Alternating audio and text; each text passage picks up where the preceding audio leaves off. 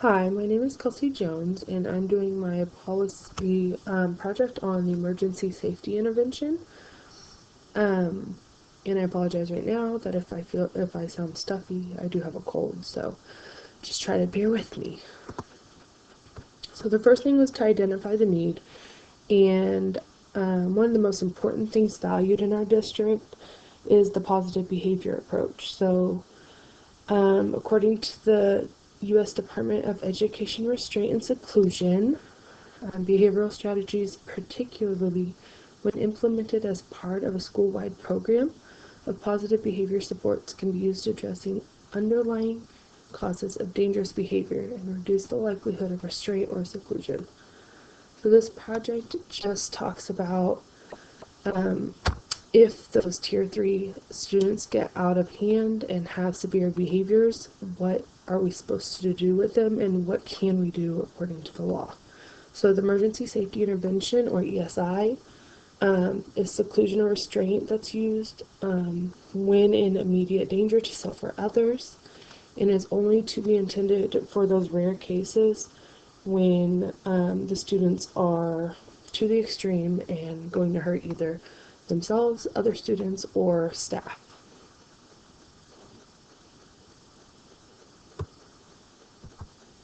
So as more and more students come into the district experiencing trauma, it's important for us to have these policies in place so we know when it's appropriate to use them, and the parents and students also know when they will be used and what to expect if they are used.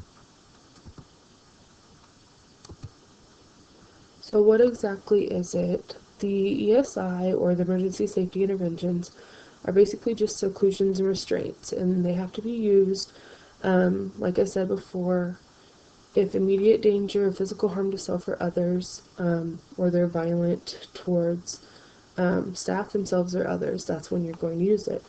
It also states that it only can be used until that danger is gone, and then the restraint or seclusion has to be stopped immediately.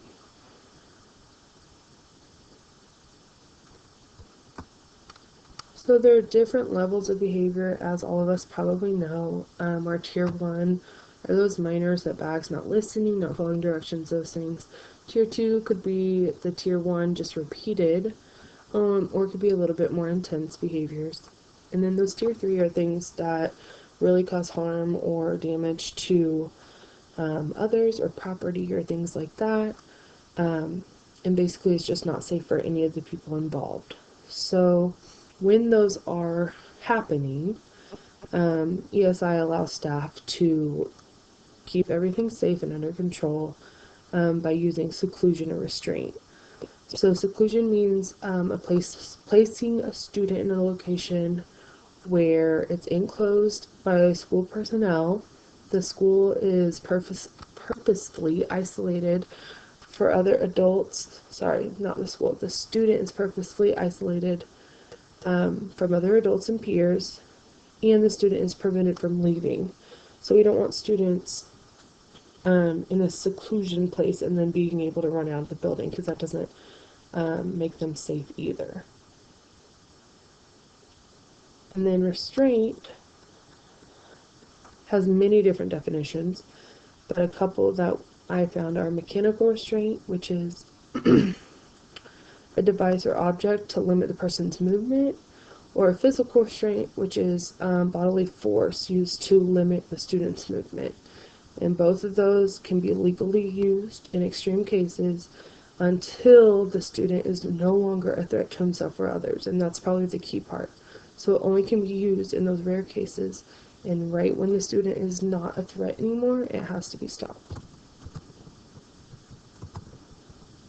So some benefits of this policy are for those extreme behaviors, and allows faculty and staff to know exactly what they're supposed to do.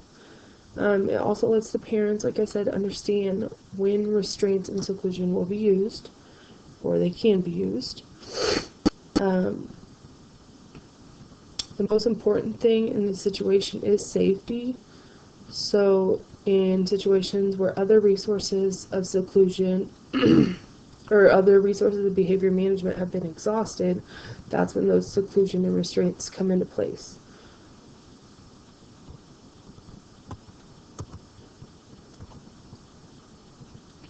So with this policy, of course, confidentiality is key. So even when you're talking with other school personnel, we need to be careful on what we say and the kids' names that say, so that they're not overheard by someone that's not supposed to have the information. If the emergency seclusion safety intervention is used, the parents must be contacted the same day as the incident. So they have to be contacted in some way, and then documentation must be completed and provided to the parents by the following day after the incident. And that's really important because that's their right, is to have that documentation and to know exactly what went on and why their student was either secluded or restrained.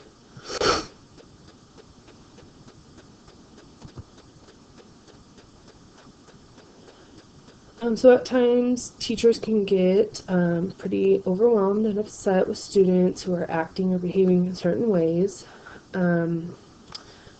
But we have to remember that the restraint and seclusion is definitely only last option for these students. It's not just to use as like a threat or punishment, it's used to keep them safe. So if they're very out of control or going to hurt others, that's when we're going to use it. And that's why these policies and guidelines are developed for that reason, so that we understand as staff when and when not it is allowed to be used in the classroom.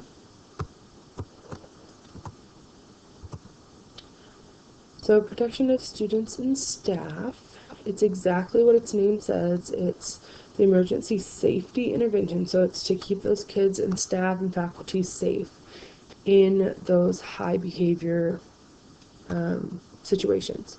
So only when they present reasonable and immediate danger could it be used, and it must be stopped right when that behavior stops or they calm down. So before this can even be considered, staff and faculty need to try different interventions to help the student be successful. They could try positive behavior plans, individual behavior plans.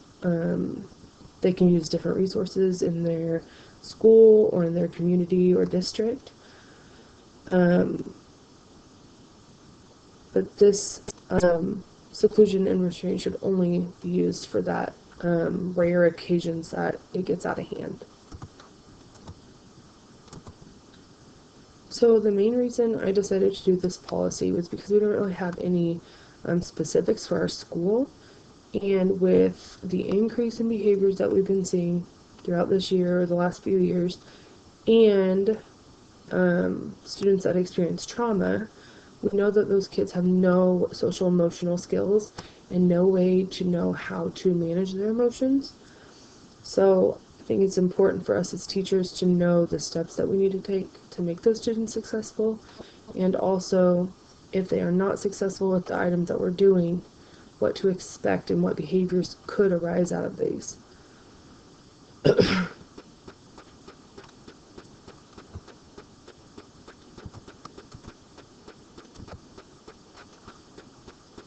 And then we need to remember, of course, that equal is not fair necessarily. So students with IEP and 504 plans and students without have somewhat of a diverse stipulation when it comes to this policy. So when the ESI intervention is used more than 3 times within a school year for a student with an IEP or 504 plan, then the team must meet within 10 days after the incident to discuss the incident and consider needs to conduct a functional behavior analysis and develop a behavior intervention plan for the student. So of course we're going to try to meet with the necessary people in the team to devise a plan to make that student more successful so that this doesn't have to happen more than 3 times a school year. On the other hand, students without IEP or 504 plans, The students' parents and the school employees must meet 10 days after the incident to discuss and consider appropriate referrals for maybe a special education evaluation or the need of a behavior plan or something like that to make sure that those students are being successful as well in the classroom. So, in conclusion, there are great resources put in place to implement positive behavior plans in the classroom. With those extreme behavior students, the individual behavior plans, or like I said, using other resource methods might be necessary. But if the situation does arise where you have students that are violent towards themselves or others, then the ESI might be something that you need to take into consideration to keep them safe. Um, Knowing the policies and procedures, as well as communicating them to students and families, are essential to having a smooth functioning school and to keep all the students safe. I think it's also important that faculty and staff know how to address these students and are trained to perform the emergency safety intervention, so that way everything is covered and they're doing what's necessary to make the intervention successful.